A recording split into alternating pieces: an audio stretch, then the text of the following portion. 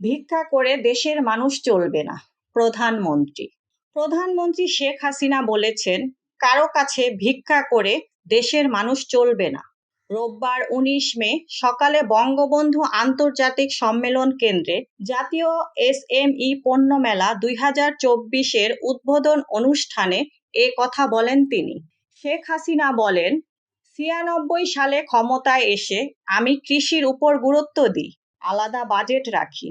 সে সময় প্রথম দেশকে খাদ্যে স্বয়ংসম্পূর্ণ করি। ২০০৯ আবার ক্ষমতায় এসে দেখি দেশ খাদ্য সংকটে। এখানে নীতির ব্যাপারে একটা প্রশ্ন রয়েছে, কারণ যেদিন আমি সংসদে বলেছিলাম দেশ খাদ্যে স্বয়ংসম্পূর্ণ, তখন বিরোধী দলের সাবেক অর্থমন্ত্রী সাইফুর রহমান বলেছিলেন স্বয়ংসম্পূর্ণ হওয়া ভালো না, খাদ্যে স্বয়ংসম্পূর্ণ হলে খাদ্য সাহায্য পাওয়া যাবে না।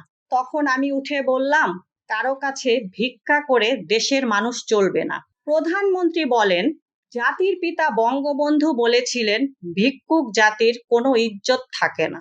আমরা সম্মান নিয়ে চলতে চাই, কারণ বঙ্গবন্ধু বলেছিলেন আমার মাটি আছে, মানুষ আছে, এই সোনার মাটি আর মানুষ দিয়েই তো আমি সোনার বাংলা গড়ে তুলব।